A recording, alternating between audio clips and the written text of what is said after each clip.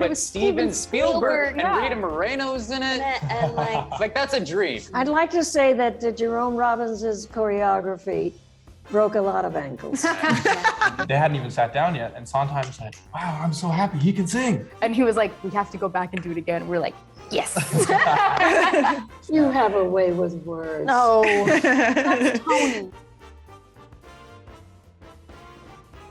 You know, it's always been a story I've admired and loved as a kid, especially, and it's always been a role that I've loved. And I never thought actually like it would ever happen. There might have come an opportunity once, I think, where I think we were talking about maybe doing West Side in a production somewhere. And I actually did audition for the revival. yeah. Like not the most recent one, but like 2009. yeah, exactly. Yeah. And I sprained my ankle at the audition, and so I just knew that it wasn't meant Not in to the be cards. or like That happen, one you know? Yeah, like right away sprained my. But it was never something like I actually fully thought would ever come into fruition.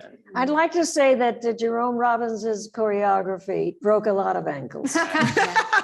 His stuff was impossible, and he made you do it till you were gonna die, you Yeah. thought. Mm. Whole different experience, right? That Well, yeah, tracks. well, you don't know that experience. At some point, every single one of us is sort of like, no, we never really thought this would happen, and then it does. You know, it's sort of like. I mean, it's like a weird dream, It's a right? weird It's like, you dream. know, you wake up from your dream and you're like, yeah, I did this weird thing where I was cast in West Side Story But it was- as Rip, but it but was Steven Spielberg and yeah. Rita Moreno's in it. and like, Like that's a dream. Like Yeah, that's yeah. actually, It doesn't make yeah. sense. yeah, you know. Yeah. Are you ready?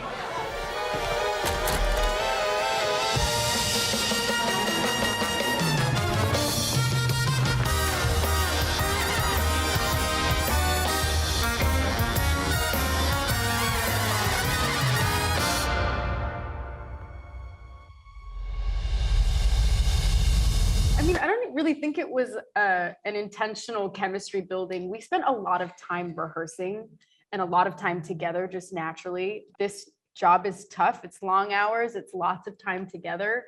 It's very reminiscent of being at summer camp, and you know, it's really just those long days of getting to know each other. And And we both love Les Mis. we both love Les Mis and Rent. We spent a lot of time together. We did a lot of bonding, and we had a good time. And it made it a lot more comfortable. There was a mutual respect for the work and the things that I knew how to do and the things that he knew how to do and how we could help each other. And I think that really helped us in the long run. Anything to add? Yeah, no, I mean, I agree with everything she said. I also want to give some credit to, you know, in a movie like this, there's so many amazing, like just the costumes and the lighting and the script, and like the whole situation tells the story. So yes, we had I actually wouldn't say our job was tough. Our job was amazing, and so much fun to do, and a work that we, you know, have dreamed of doing forever. But, you know, a lot of people helped give that fantasy that where you believe that these two people are seeing each other, and there's some really magical spark there. I was just so excited and thrilled at seeing, because I came in for wardrobe fittings initially to New York because I live in the West Coast. And so I was privy to watching a lot of rehearsals, and I was astonished. I was astonished at the dancing talent. It was just amazing. And what was fun about it too is that when I first started to be on set more often at lunch hour, I call them the kids. The kids would start sort of trickling in, and I'd start answering questions. And I loved that. I really felt like a mommy. And I loved answering the questions. I loved telling them anecdotes about things that happened on the set. And it was the most natural thing in the world. Interestingly enough, the only thing that was not at all natural was trying to save Anita's life. And in that scene, I suddenly become Doc, but I'm really playing Doc's widow, Valentina. I never could really get inside of the scene. I was never able to really nail it, because every time I looked, it wasn't me. Yeah. It was just so bizarre. And I have no doubt that Ariana went through the same thing or similar. You know, it's like deja vu, but not. It's very meta. It's like, oh my God, that's me. That's not me. honestly, I tried to keep a sensible amount of like separation of church and state. It's a hard job when you are stepping into something that has been portrayed so brilliantly by And there's the someone other else. person right. And you're smack right in there. middle. So, you know, I think I just played the truth, you know, that's all you really can do in those moments and react to what is there in the space. But I can tell you, it's like, you know, I was very aware of Rita's experience that she's shared with the world. And it's fascinating because now having played the part, you never forget what it feels like. You never forget what it feels like to have that many bodies on top of you. And it's something that I think every Anita can connect over. It's I don't wish it on anyone actually. It's difficult. It's really difficult. And as you know, as I said in the documentary too, these are wounds that never really quite healed. You thought you were fine. And then suddenly out of the blue, I burst into this hysterical crying. It just became a conversation about how many different ways there are to be of Latin descent. Do you speak the language? Does it matter? Doesn't matter. Do you eat the food? Does it matter? Where do you come from? And how do you feel about who you are? And are you comfortable in your identity? And why or why not? And being able to come to work every day surrounded by people who either had shared experiences or differing experiences was such a beautiful thing. And it just was just this rainbow mixed bag of people from different walks of life. And it made it such a positive experience to bring that story to its feet. Tony and Stephen and Cindy Tolan went out of their way to actually celebrate the diaspora of the Hispanic community. Like, I just think that in and of itself is a departure from what we typically see from either stage productions or anything that we saw Or in the original movie. film. Exactly. So- Nobody asked us anything. Yeah. I mean, anything. We were just so thrilled, and rightly so at the time, but it was another time. It's not as though that movie really rested on the social mores of that time. It didn't. It really was the Broadway show on film with a different cast. This is so, in that sense, different but not. Nothing impressed me more than Stephen and Tony making sure that both Jets and Sharks understood what the time was like, what was happening then, which right away gave them a social awareness of a different time. And that was very important. In the original film, there was little attention paid to that because it was essentially really a Broadway play brought to the screen. I never seen you before. You're not Puerto Rican. Is that okay? Do you want to start World War III? I think a huge part of our movie was the historical context, and it became really important to incorporate that into every facet of the film that we could. You know, there was a neighborhood that was disappearing, and when you go back to the Shakespearean text, you don't really know why the Capulets and the Montagues are fighting. They say the fight is a tale as old as time. We can't even remember why it started. And I think it was really important to Tony and to Stephen that you're aware of why they're feuding, but they're feuding for the wrong reasons. And it just gives this dramatic irony that the audience realizes that if they just had a conversation that things might turn out a little bit differently, and they realize that they have the same common enemy and that their enemy is not each other. But with that historical context and being able to film all of it on Adam Stockhausen's incredibly designed sets, it brought the story to this whole new level. I was with Tony this morning, as a matter of fact, and he spoke about that. He felt that the music, that the overture was very important because it was a portent of things to come. And it is an extremely exciting overture. I mean, for overtures, you can't beat that except maybe for Candide.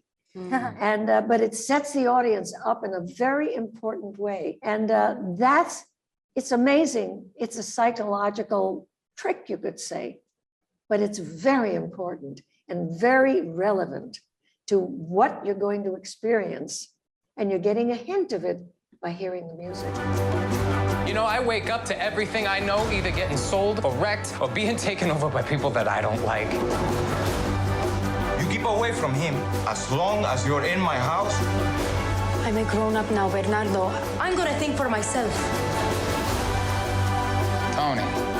We need you if we're going to war.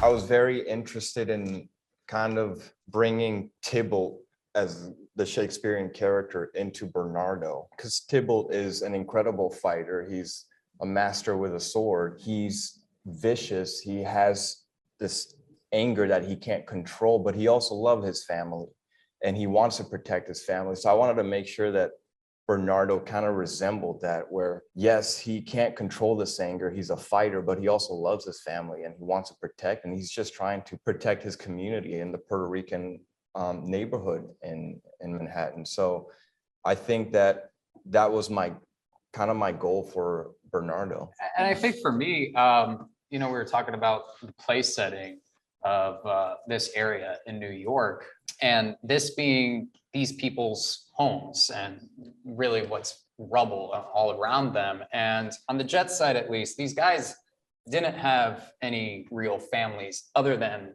the boys around them. Mhm. And specific to Riff, the only other person that he really had was Tony. And I think what's amazing about this particular story is this love story, if I'm being biased. I'm saying you're in the way.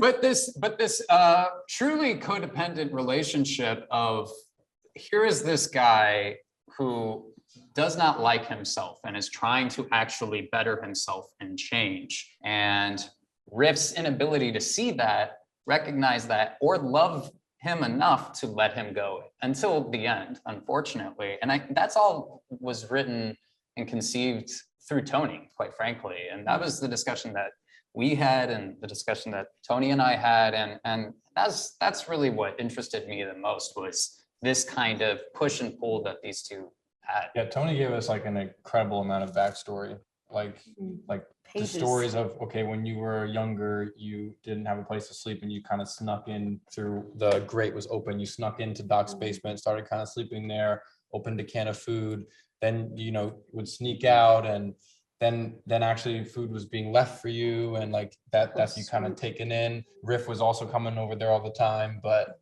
was always disagreeing with Valentina. Like Tony gave us so much like meaty backstory that it just made it so easy for us to fall into this fantasy.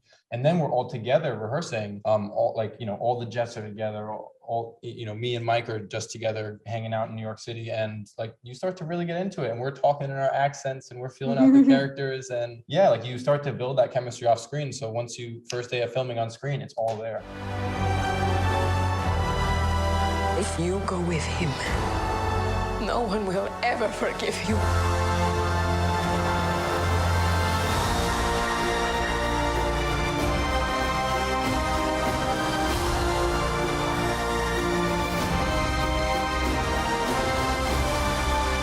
Life matters even more than love.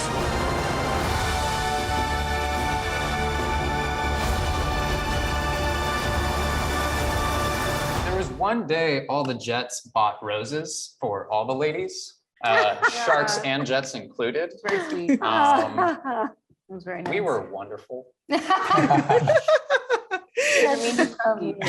Jets were mean to Brian Darcy James, who plays Krupke. He's in. I don't think he's inventing that. I think he did not dream it up. I think he's being totally legit. No. I think it was your doing, bud. George Chakiris went into one of those sex stores in LA when he was trying to find a look for the Sharks, or for himself, which also meant the Sharks. And he went into one of those sex stores and he saw those leather bands, wristbands. And this is just great insight. He bought enough to take care of all of the Sharks. And he had all the guys come in one day to rehearsal wearing these. And Jerry Robbins went nuts. He loved it. And that's how that came to be in that movie. I would have loved to tell 16-year-old me that I was going to get the role. It was a tough year. I auditioned from January 25th of 2018 to January 9th of 2019. So we're just a few weeks shy of a whole year. But I learned so much. And I think, especially looking back on it, it was so insightful. And I learned so much about myself as a person and as a performer. And I just couldn't help but leave every single audition feeling like if that was it, I am content. I got to sing for Steven Spielberg. I got to act in front of Tony Kushner. I got to meet Janine Tesori, who was my hero ever since I was like 7 years old. And I left every time feeling so grateful. And I think that's really important for 16-year-old me to remember to stay grateful, because there were moments there where I was faltering and feeling so insecure about it all. And, you know, I don't really see it as winning the part. There was a lot of work that went into it on all sides. That's so many right. people. And really, the work was not only me, it was Cindy Tolan and Nick Petrovich, her associate, and everyone who was involved with the casting process in our creative team, and every one of those 30,000 people who applied and came out to different parts of the world to audition. It was a team effort. For real. It was also kind of like a development process, which was so cool. Absolutely. It's like before the rehearsal, there was that rehearsal too. Yeah. For Steven to learn about it, but like, you know, for him even to practice, and then for all of us to like, you know, like I feel like I definitely got better as the auditions went along too. So Yes. and then you get better as the rehearsals go along. So then when you get to set and there's a million distractions, it's like, oh, I've been doing this now for like 2 years. My first audition for Steven was a 4-day intensive at Lincoln Center, where I met Justin and Janine and Tony and Steven all for the first time. And we just worked on we did scene work and song work and dance work for 4 days with other candidates for the part. And we all really got to know each other and have those conversations. And it's a week I'll never forget. I was, you know, just starting out in the process. I was 6 months deep into it and had 6 months more to go, but felt like the luckiest girl alive. I feel like, this is totally an ensemble movie, which is why it's such a great movie too. Like every character has interesting, and a funny story though, and I'm sorry to my other castmates for this, but the first time we saw the movie, all of us were sitting in the car. We were all like, you know, we're sitting in the car together, kind of quiet, and being like, damn. Catatonic stare, I'm kind of, like, that movie was amazing, and you guys are so amazing, Yeah. but I'm kind of the weakest link, aren't I? Oh, what- but- no. I'm the weakest link. No, I'm the weakest link. Yeah. And then it made us feel better about it. Fought Okay. each other about it. I can't believe you felt that way. Yeah. Yeah, we all Oh felt my that way about God. ourselves. And Yeah. what a voice. No. You believe that voice is coming out of this person? No. But really, everyone is like does a really good job in this film. I can't be prouder than I've never been so proud to be in a movie in my life. And the ensemble, the cast is we all did a really good job. Yeah. Here, here. But I want to say, like Tony Kushner gave Ansel so much more to work with So than much I think more. in the other. Like, here's a guy who went to prison for a year for committing a very serious crime Yeah. and is coming back to try to, like, that's complicated. Yeah. And he's going back to the place where he did those things with the people Where he's in danger. Yes. And he's constantly having to change while being in the middle of this tornado. And like, And bears his soul too to a complete stranger at the cloisters. When you tell Maria that you did this thing and you went to jail and now you're back, and all of these things, where he just explains all of it in this word vomit type, you know, it's incredible. You have a way with words. No, that's Tony. Word vomit. Tonight, it all began tonight. I saw you and the world went away. Tonight, there's only you tonight. What do you want? What do you do? What you say? Today, all day, I had the feeling a miracle would happen. I know now I was right. For here you are, and what was just a world, there's a star tonight.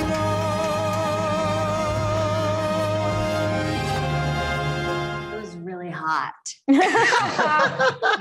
yeah. No, we shot it during a heat wave, and we shot it over the course of a month.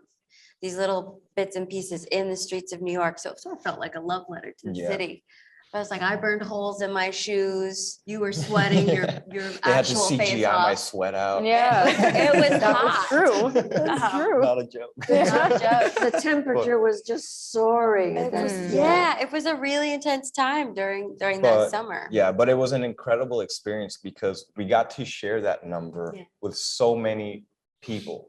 It was a giant community and everyone coming together to celebrate this. Yeah. You know, it felt like we were part of something so much bigger than just us. You It's know? such a great Yeah. version of America. Mm. And let me tell you, that is not an easy thing to accomplish. Because the No. one from the original film was, we know it's iconic and we Pretty know darn why good. it is. And I'm thinking at the time, I'm thinking, what's he gonna do with this?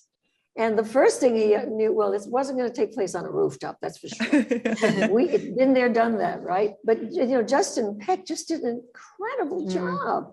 Yeah, the It's movement's joyous. beautiful. Yeah, It is. It's very Latin joyful. joy. And that's so nice to be able to share that on screen because typically we're talking about, you know, how Latinos are drug lords Right, or right. drug mules, or we have all these problems and we're not educated. So to see Latin joy and to see people who are dressed beautifully and who are having a wonderful time in community, I don't know, activities, like you got to know these people and their light and not just their dark, you know? It's a really beautiful duality and you get to know this community. I'm really proud of that. Yeah, oh, yes, absolutely. I am too. I came into that process as the weakest dancer out of this group of incredible dancers. And I also want to give a lot of credit to Harrison Cole, who's like an amazing dancer with the New York City Ballet. He was the dance captain and he would, before rehearsal, after marvelous. rehearsal, come with me, go over steps in the most positive way, rooting for me, wanting me to be great. Actually, we Your used- childhood friends, right? Yeah, we went to lower school together and we were in ballet school together before I dropped out. And he went on to become a professional ballet dancer. What you could have been. But yeah, I mean, we that was also a great opportunity for us to bond because we spent months rehearsing that, different iterations changing. And I felt like as we became more comfortable with the language, with that dance language, Justin kept boosting it up and making it bigger and better. And then once we got onto set with it, to have the set to play with, which was a built set, but in a real location on a pier was, and then also the dynamic of like what the scene meant for each other and that first it's a game, then it gets like, you know, when a game gets out of hand, Yeah. and when it gets taken too far. Yeah, I mean, the most interesting part about that dance was the storytelling aspect of it, of here are these guys that are brothers, and it starts as this kind of cat and mouse game. And as the dance continues, you really start to see the hurt on both sides and the change that everyone's dealing with and trying to navigate. It was a real thrill to put together. But you do a set with holes in it that you could Yeah. really fall through for real fall through because they were real holes. This is Yeah. not what they call I GD. I was very stressed watching it. Yeah, Let's it's be honest, It's the water very is not well. stressful to watch it because there were these big Yeah. gaping holes in this pier Not to or mention wharf. the gun in and of itself is its own Yeah, character. they're throwing a gun I around. was like, guys, so guys. Can't we just talk? I was very, very unwell.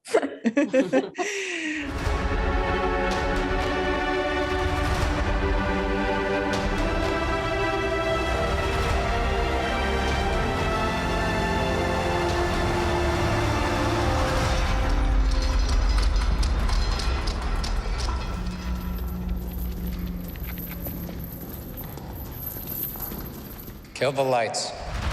Well, the walking around and when Tony tells Maria about his history in the gang and going to jail, that was all shot at the cloisters. There was also a couple of scenes that got cut where I'm looking at this beautiful statue of Saint Nick that got cut, but we did get to film at the actual cloisters. One Hand, One Heart was a built Not set. too far away though. Not too far away in the basement of a church. And we were able to look at what we modeled it after when we actually went to the cloisters, and we were like looking at it like, oh, this is really cool because it looked so much like it. But yeah, that was really immersive and fun. Yeah, and luckily we got to shoot that, like going back to what Mike said a long time ago about the difference between theater and movies.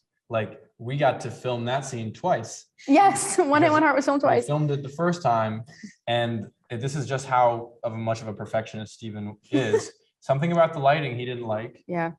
and because the way he shot through the plexiglass, it was too red or something. Yeah. So we literally went back and they changed the plexiglass, the stained glass, They put gels in. and we got to do it all got to over do it all again. over And we were again. so happy. and Yeah. We had so much, and we got to live sing that song too. Yes. And And like that's- Steven took us to the side after we had done it for the first time. We were at dance at the gym that next week and was like, so one hand, one heart. And we're like, "Ooh." And he was like, we have to go back and do it again. We're like, yes. You know, there's a lot of live singing in this. Yeah. Mine was live. Yes. Something's coming. What else was it? What was all of A Boy Like That, I Have a Like That Love is was live. completely live. Yeah. Right. Yeah. And you know, you have little things in your ears. Earwigs, yeah. And as you get older, it's not so easy. You tend, as an older person, to go like this as you're singing. And then, you know, somebody said, no, you can't do that with your head sideways, Rita. Oh, am I doing that? Yes, you are, dear. Yes, you are, Rita. What's so interesting is that I have a different take on it. And I had to sort it out with the Bernstein family because I thought it should have a bit of anger under it. So it's not just there's a place for us, but I know there's a place for us. I lost. I lost the battle. But I just feel, I've always felt that it's a song that she's saying somewhere, somehow, damn it, there is a place for us. But that, you know, there was such a difference. I'm telling you something I've never told anybody. It was a difficult battle.